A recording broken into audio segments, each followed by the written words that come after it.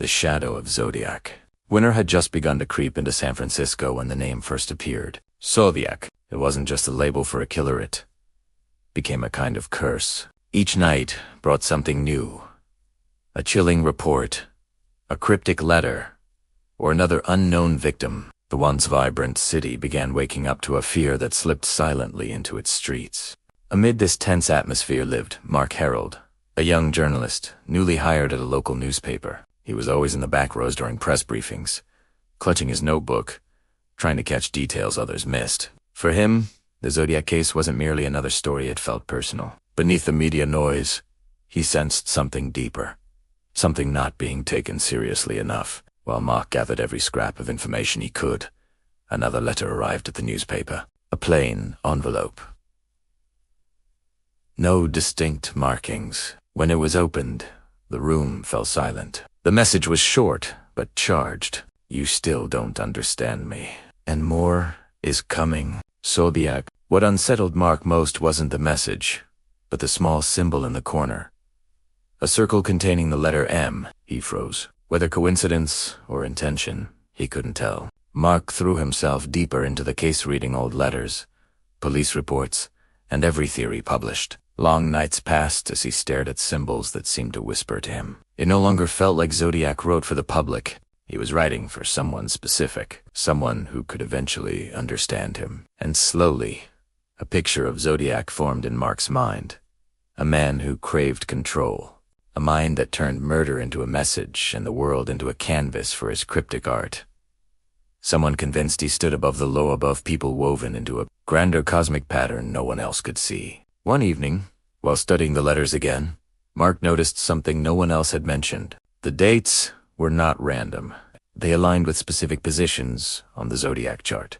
The discovery unsettled him. Was Zodiac choosing his moments based on astrology, or manipulating symbolism to plant a new obsession in those hunting him? Unable to resist, Mark gathered city maps, marking crime spots and corresponding dates. Lines and shapes began to emerge as if a pattern was forming, but incomplete. Then came the turning point. A letter arrived, not to the newspaper, but to Mark's home. His name was written in a shaky but deliberate hand. Inside, a single sentence. You watch me, and I watch you. Below it, the same symbol. A circle with an M pressed into the paper with unsettling force. A question haunted him.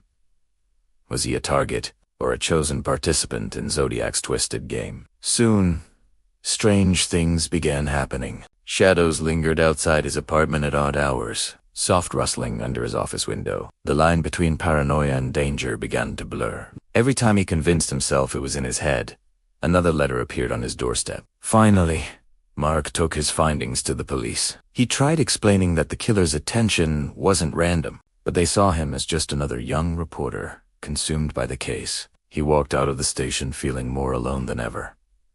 And that night changed everything. Walking home in the late hours, he felt someone behind him. Slow, steady footsteps, not rushed but intentional. He stopped. The steps stopped. He turned. Nothing. He kept walking. The sound followed. Then a whisper, warm, controlled, brushed against his ear.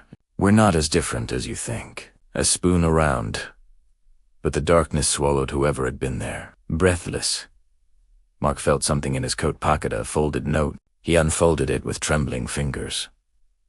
You're close, but not close enough. From that night, he knew. Zodiac knew where he lived, knew his movements, maybe even knew the thoughts forming in his mind. Mark tried to escape, tore up the maps, burned some of the letters, but it didn't matter. Every attempt pulled him deeper. Zodiac wasn't just ahead of him by a step. He was ahead by many. Then came the final message, the one that changed everything. It was short, but far more devastating than the others. When you learn who I am, it will be the end. Not of me, but of you. Mark stared at the words, feeling an icy certainty. Did Zodiac want him to uncover the truth, or was he leading Mark into the perfect trap? He no longer knew whether he was investigating a murderer, or playing inside a vast psychological maze, or worse if he had already become part of the myth. But one thing was certain, Zodiac hadn't vanished. He was still out there, moving silently in the background, writing, watching, waiting for the moment to emerge again. And so, with Habib, we've reached the end of our story. Thank you to everyone who made it to the end of the video, and we'll see you soon in a new video. And so, with Habib,